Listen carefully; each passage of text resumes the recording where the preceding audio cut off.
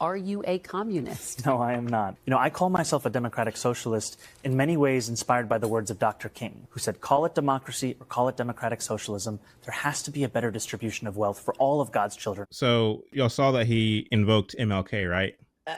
Yes. Yes. He's right in saying that MLK was a democratic socialist because that's in fact what he claimed to be. But it's interesting because I actually have the 6th volume of the MLK papers, which he's referencing. And this is what it says on page 105. King says, what will eventually happen is this. Labor will become so powerful that she will be able to place a president in the White House. This will in all probability bring about a nationalization of industry. This will be the end of capitalism, says Dr. King. He goes on to say, what will the new movement be called in America? I must admit that I don't know. It might well be socialism, communism, or a democratic socialism. But what does it matter anyway? A rose called by any other name smells just as sweet. Those are the words of Reverend Dr. Martin Luther King Jr.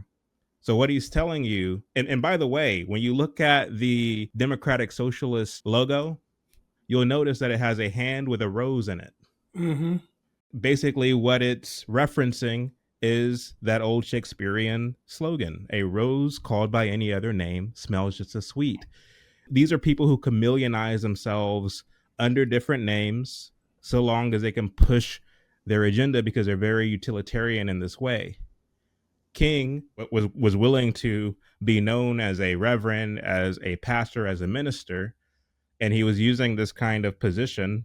He was using the cloak to basically push this Marxist agenda. But if you asked him if he was a communist, no, I'm not a communist. One of his aides, Jack Odell, said you have to basically move out from under this name and join that name in order to be seen as helpful, because the idea is to be seen as helpful amongst the public. So they associate you not with communism, but they associate you with benevolence. They associate you with somebody who's just lending a helping hand. That's all you're doing.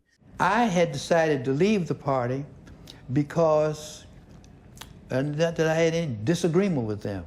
But the point is, there was work to be done, and I had enough experience to do work.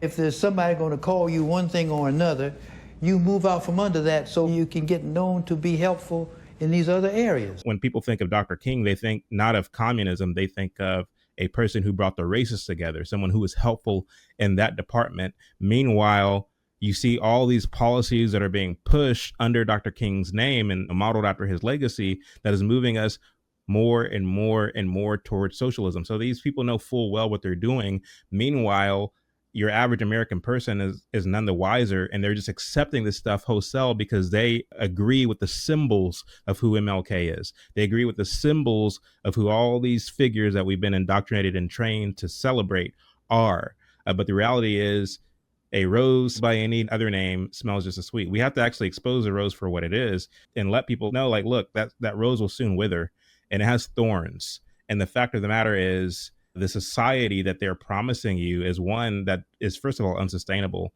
And second of all, will leave you worse off than you currently are.